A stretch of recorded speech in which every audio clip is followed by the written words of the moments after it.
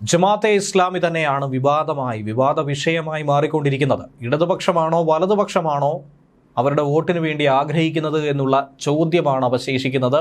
ഇതിനിടയിൽ എങ്ങനെയും തടി തപ്പി രക്ഷപ്പെടാനുള്ള ശ്രമം നടത്തുകയാണ് വരാനിരിക്കുന്ന തെരഞ്ഞെടുപ്പിന് മുമ്പ് ഇരു മുന്നണികൾ. അപ്പോഴാണ് പരസ്യമായി തന്നെ ഒരു കുറ്റസമ്മതം നടത്തി കെ മുരളീധരൻ രംഗത്ത് വരുന്നത്. 2016 തിരഞ്ഞെടുപ്പിൽ കുമ്മനം രാജശേഖരനെതിരെ വട്ടിയൂർക്കാവിൽ താൻ മത്സരിച്ചപ്പോൾ തനിക്ക് ജമാഅത്തെ ഇസ്ലാമിയുടെ പിന്തുണ കിട്ടി എന്നുള്ള തുറന്നു പറച്ചിലാണ് കെ മുരളീധരൻ നടത്തിയിരിക്കുന്നത്. ഇതിൽ മറ്റ് കോൺഗ്രസ് നേതാക്കൾ യാതൊരു തരത്തിലും എങ്ങുമെത്താത്ത രീതിയിൽ, ഒരു വ്യക്തതയും നൽകാത്ത രീതിയിൽ പറഞ്ഞ് അഴകുഴമ്പൻ മട്ടിൽ രക്ഷപ്പെടാൻ ശ്രമിക്കുമ്പോഴാണ് മുരളീധരൻ തൻ്റെ ഇടത്തോടുകൂടി ഇക്കാര്യം തുറന്നു പറയാനുള്ള ധൈര്യം കാട്ടിയിരിക്കുന്നത്.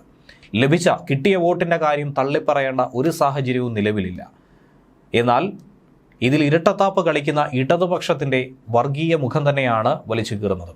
2016 വരെയുള്ള തിരഞ്ഞെടുപ്പിൽ ജമാഅത്തെ ഇസ്ലാമിയുടെ പിന്തുണ തനിക്ക് ലഭിച്ചിട്ടുണ്ടായിരുന്നില്ല. പക്ഷേ 2016 കിട്ടി. അതിനുള്ള കാരണം വട്ടിയൂർക്കാവിൽ താൻ സ്ഥാനാർത്ഥിയായപ്പോൾ കുമ്മനം രാജശേഖരൻ എതിർ സ്ഥാനാർത്ഥിയായി മത്സരിച്ചു. 2019 മുതൽ ദേശീയ അടിസ്ഥാനത്തിലാണ് അവരുടെ പിന്തുണ ലഭിക്കാറുള്ളത്. ഇന്ത്യ മുന്നണിയുടെ ഭാഗമായ ഇടതുമുന്നണിക്ക് കേരളത്തിന് പുറത്ത് ജമാഅത്തെ ഇസ്ലാമിയുടെ വോട്ട് കിട്ടുന്നുണ്ട് എന്നുള്ള ശക്തമായൊരു വാദം തന്നെയാണ് കെ മുരളീധരൻ തുറന്നു കാട്ടിയിരിക്കുന്നത്. ഒരിക്കലും ഇല്ല എന്ന് പറഞ്ഞ് തടിതപ്പാൻ LDFന് സാധിക്കില്ല. തീവ്രവാദ ശക്തികളുടെ വോട്ട് വാങ്ങി തിരഞ്ഞെടുപ്പിനെ നേരിടുന്നുവെന്ന ആരോപണം LDFനും UDFനുമെതിരെ തന്നെ നേരത്തെ ഉയർന്ന ഒരു വിഷയമാണ്. അന്നൊക്കെ തന്നെ ഒരു വ്യക്തതയും പറയാതെ അഴകുഴമ്പൻ മട്ടിൽ അതിൽ നിന്നും രക്ഷപ്പെടാനായിരുന്നു രണ്ട് മുന്നണികളും ശ്രമിച്ചിരുന്നത്. അപ്പോഴാണ് രണ്ട് മുന്നണികളെയും ഒരേപോലെ തന്നെ കുഴിയിൽ ചാടിച്ചുകൊണ്ട് മുരളീധരൻ രംഗത്ത് വരുന്നത്.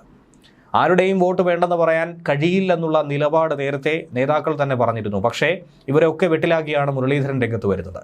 കോൺഗ്രസിനെ പിന്തുണയ്ക്കുക എന്ന് പറയുന്നത് വെൽഫെയർ പാർട്ടിയുടെ ദേശീയ നയമാണ്.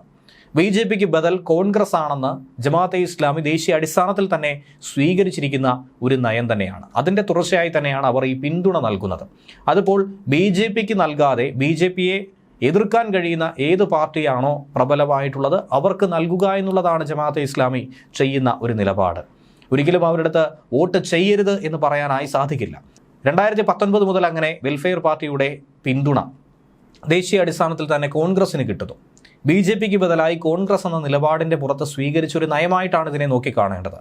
മോദിയെ വിമർശിക്കാതെ രാഹുൽ ഗാന്ധിയെ മാത്രം വിമർശിക്കുന്ന പിണറായി വിജയനും അദ്ദേഹത്തിൻ്റെ പാർട്ടിക്കും വെൽഫെയർ പാർട്ടിയുടെ പിന്തുണ എങ്ങനെ കിട്ടുമെന്നാണ് മുരളീധരൻ ചോദിക്കുന്നത്. അപ്പോൾ മോദിയുമായി ചേർന്ന് നിൽക്കുന്ന പിണറായി വിജയൻ എന്ന ഒരു ചിന്താഗതി അത് വെൽഫെയർ പാർട്ടിക്കിടയിൽ ഉണ്ടാകും. അങ്ങനെ വരുമ്പോൾ അവർ വോട്ട് ചെയ്യാതിരിക്കും. ഇതേ നയത്തിൻ്റെ ഭാഗമായി തന്നെയാണ് കോൺഗ്രസ് മുന്നണിയിലുള്ള CPMന് തമിഴ്നാട്ടിൽ പിന്തുണ നൽകിയിരിക്കുന്നതെന്ന് കൂടി അദ്ദേഹം എടുത്തു പറയുന്നുണ്ട്. സാമുദായിക നേതാക്കളെ വിമർശിക്കുന്നവരല്ല കോൺഗ്രസ്സുകാർ. സാമുദായിക നേതാക്കൾ വിളിക്കുമ്പോൾ എല്ലാവരും പോകാറുണ്ട്. സാധാരണഗതിയിൽ NSSന്റെ ചടങ്ങിൽ കൂടുതലായും കോൺഗ്രസ് നേതാക്കൾ പങ്കെടുക്കാറുള്ളതും മുരളീധരൻ തന്നെ എടുത്തു പറയുകയുണ്ടായി.